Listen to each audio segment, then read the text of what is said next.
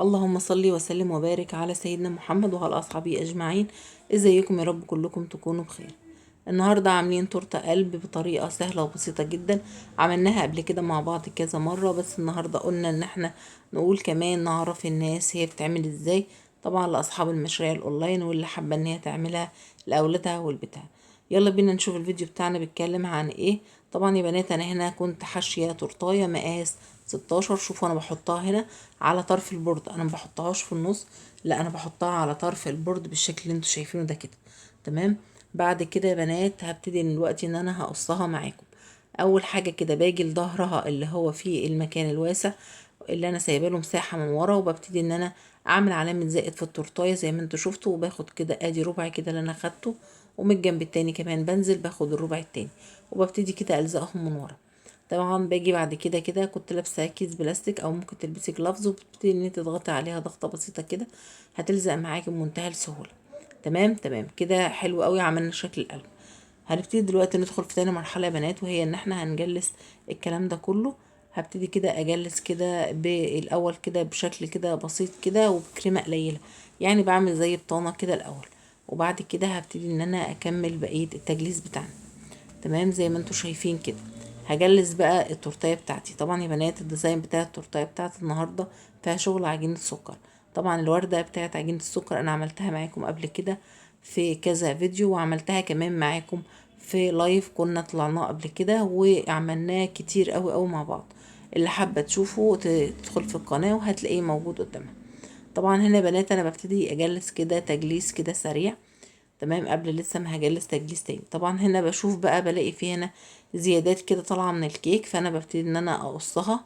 تمام كل الزيادات دي انا ببتدي اقصها عشان ابص الاقي التورتايه بتاعتي طالعه معايا مظبوطه وظابطه خالص. طبعا الزيادات دي كلها مش هتبان غير طبعا بعد التجليس اللي انا جلسته ده. تمام هتبص تلاقي كده في زيادات، هبتدي ان انا هقص الزيادات دي كلها زي ما انتوا شايفين بالشكل ده، بحيث ان الكيك بتاعي يكون مظبوط وتكون طالعه معايا مظبوطه. تمام هبتدي دلوقتي ان انا كده اجلسها بالشكل اللي انتوا هتشوفوه كده مع بعض.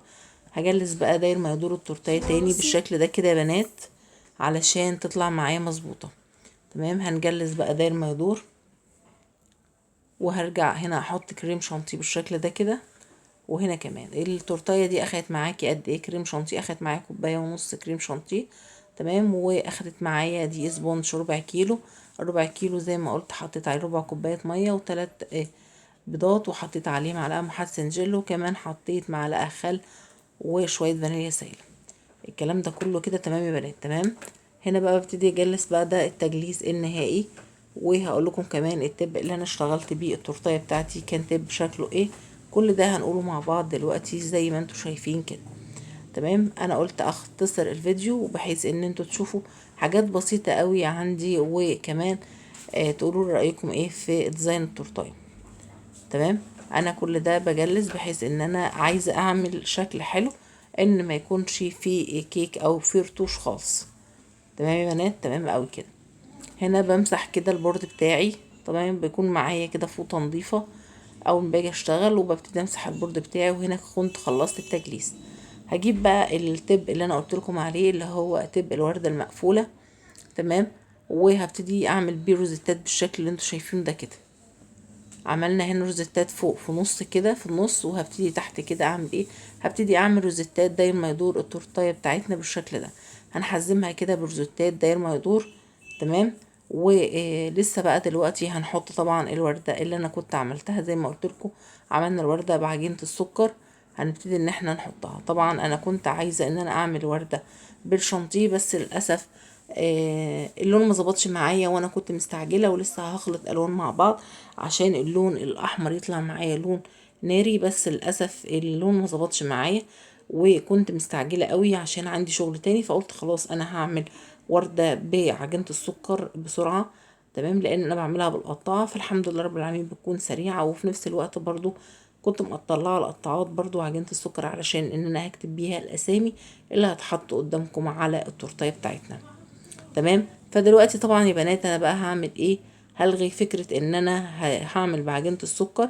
ودلوقتي طبعا هحط بقى ايه، هحط الشكل اللي انا عاملاه عبارة عن الوردية اللي انا هحطها. وهحط كمان الاسامي زي ما انتوا شايفين، حطينا كده الوردية وكمان حطيت كده الاسامي بالشكل ده كده. تمام، ما شاء الله اللهم بارك، شكلها بيبان قوي وبتكون منورة لان هي طبعا كريمة وعجينة سكر احمر. وحطيت كمان القلوب كده داير ما يدور. وده كده الشكل النهائي للتورتيه بتاعتنا. ايه رأيكم فيها؟ عايزاكم كده تكتبوا لي في الكومنتات تقولوا رأيكم فيها ايه. اوعوا تنسوني في اللايك والاشتراك في القناة وتفعيل زر الجرس. ايه رأيكم بقى في جمالها وشياكتها؟ بتهيألي مفيش اسهل من كده. حبيت ان انا اعرفكم تفاصيلها بطريقة بسيطة على السريع. يا ريت تقولوا رأيكم فيها، ولو استفدتم من الفيديو اقول لكم في رعاية الله، مع السلامة.